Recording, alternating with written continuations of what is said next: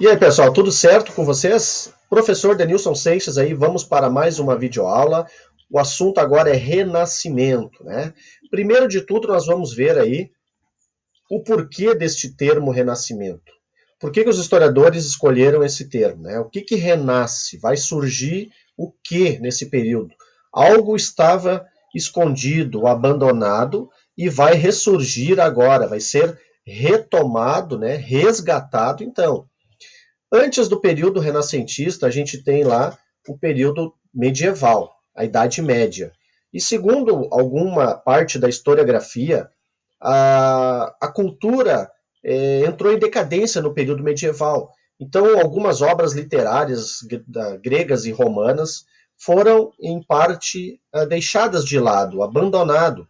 Inclusive, né, se diz que o termo Idade Média está muito associado à Idade das Trevas, justamente por este abandono, né? Não por completo, mas em parte, do período greco-romano ali. Então, toda a cultura greco-romana, na Idade Média, foi, em parte, deixada de lado. E agora, então, na Idade Moderna, vai ressurgir a cultura greco-romana, os pintores, os escritores, os artistas vão resgatar então a cultura greco-romana. Então a gente diz que no período medieval ela entrou em decadência e agora vai ressurgir na Idade Moderna renascentista, então, certo? Então é muito importante o entendimento aí do conceito de renascimento, tá? Então eu coloquei aqui também o humanismo, né? O humanismo parte dos intelectuais aí da Idade Moderna, renascentista, eles desenvolveram a ideia de que precisavam trabalhar em cima de alguns conteúdos, né? Eu coloquei aqui agora, então, os conteúdos que predominavam aí no conhecimento moderno, né? Então, a poesia, a gramática, a história, a filosofia, a matemática e ética, segundo os humanistas, seria importante para a compreensão do mundo, para o entendimento aí da realidade, né? Então, muito importante estes conteúdos aí desenvolvidos pelos humanistas, certo? Inclusive os humanistas também são esses que vão resgatar a cultura greco-romana e trabalhar isso na Idade Moderna, né? Lembrando que isso não é uma cópia simplesmente dos gregos e dos romanos. A cultura greco-romana ela tem influência na Idade Moderna, mas é uma adaptação ao novo período, né? Não é simplesmente uma cópia, né? Então, um escritor moderno ele vai beber na fonte dos gregos e dos romanos. Um artista, um pintor também vai buscar um resgate lá da cultura dos gregos e dos romanos, agora na Idade Moderna renascentista, certo? Coloquei aqui também uma dicotomia, aí, uma disputa entre, no campo científico, aí, né, entre a visão do geocentrismo e a visão do heliocentrismo. Neste período também existe este embate, vamos dizer assim, o geocentrismo, diziam então os adeptos a esta teoria, né, diziam que a Terra era o centro do universo e tudo girava em torno dela. E esta visão é uma visão medieval, uma visão que a Igreja Católica e os integrantes da Igreja pregavam isso, né? Depois, então, vieram aí Galileu Galilei, Nicolau Copérnico também, né? E desenvolveram, então, a ideia de que o Sol seria o centro do universo. Então, o heliocentrismo, tá? Então, esse embate aí, essa disputa entre estas duas teorias, geocentrismo, a Terra como centro do universo, e o heliocentrismo, o Sol como centro do universo. Uma visão mais científica, então, de Galileu Galilei e Nicolau Copérnico, certo? Então, quando a gente for falar, por exemplo, de arte no campo renascentista, aí, a gente desenvolve aí a ideia de que grandes artistas ficaram presentes aí neste período na Europa, né?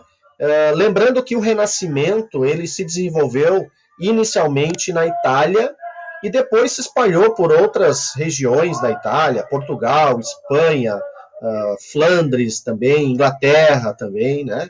Alemanha também. Então, inicialmente, então, iniciou ali com as cidades-estado italiana, né? A Itália ainda não era um país unificado como a gente conhece hoje, então havia cidades-estado ali independentes, como Gênova, Veneza também, grandes centros comerciais, né?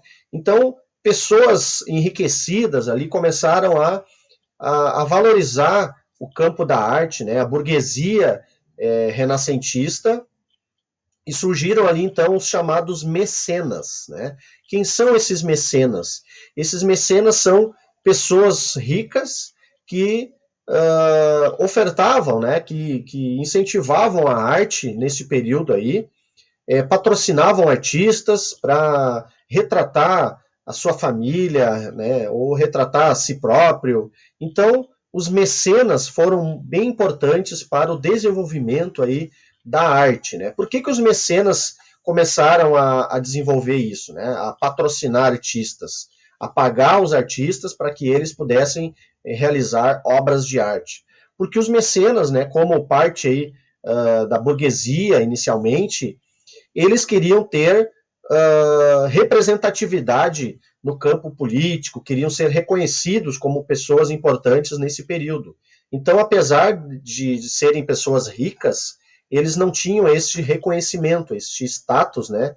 Mas, a partir disso, então, com o patrocínio, né, de obras artísticas e de pintores e artistas como um todo, aí, escultores também, começaram a ter, então, um reconhecimento social, né?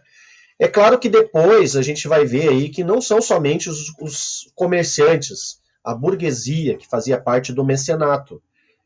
Integrantes da igreja também poderiam ser mecenas, o clero, né, então, e também pessoas ligadas à monarquia, então algum rei ou alguma rainha poderia também patrocinar obras de arte e ser também considerado um mecenas, tá? Então, bem importante isso.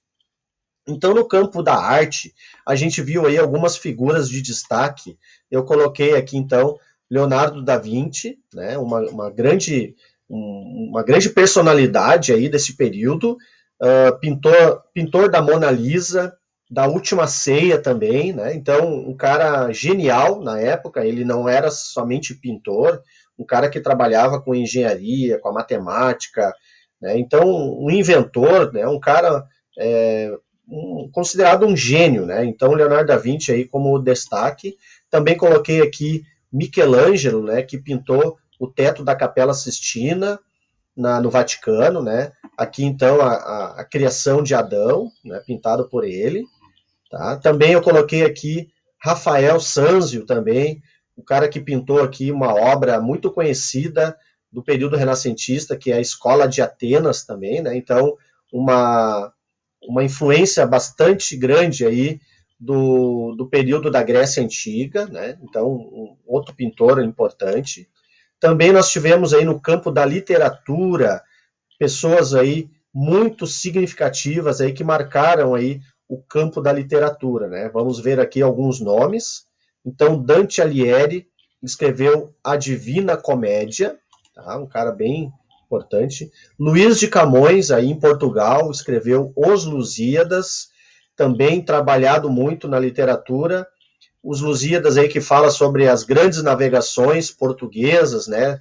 Dando esta ênfase aí aos feitos portugueses das grandes navegações, né? Lembrando que o período renascentista é o período aí das grandes navegações, da colonização da América, o período aí da reforma protestante também. Então, um período bem efervescente com a revolução científica também aí, né? Então, neste caso aqui, o Luís de Camões, então, deu uma ênfase nos feitos portugueses, né, das grandes navegações, certo? Vamos colocar aqui, então, outro, Miguel de Cervantes, na Espanha, né, Dom Quixote de La Mancha escreveu, né? Vamos colocar aqui, na Inglaterra, William Shakespeare, né? Romeu e Julieta, Hamlet também, né? Então, caras aí de destaque no campo do Renascimento, em vários sentidos aí a gente falou hoje, né? Então, comentamos aí sobre a arte, sobre a ciência, comentamos aí sobre a literatura renascentista. Então, é um período da Idade Moderna, né? Um período marcado pelo antropocentrismo. O ser humano agora está no centro das atenções, porque no período medieval, né, a gente tinha lá o teocentrismo, Deus no centro. Tudo que acontecia na sociedade era Deus era o responsável, segundo a mentalidade medieval. Agora, na mentalidade moderna, quem é o responsável pelas coisas, pelas mudanças? O ser humano. Então, é o antropocentrismo. O ser humano como protagonista da sua própria história, protagonista de mudanças na sociedade, desenvolve tecnologia, né? É um ser inventivo, criativo. Então, esse período aí é muito importante nesta mudança de mentalidade, né? Da religiosidade medieval para uma visão mais científica na modernidade, então. Certo? Então, hoje ficamos por aqui, então, com esta visão aí sobre o renascimento europeu. Então, até um próximo vídeo aí, falando sobre outros assuntos de história aí. Até mais, então, um grande abraço para você.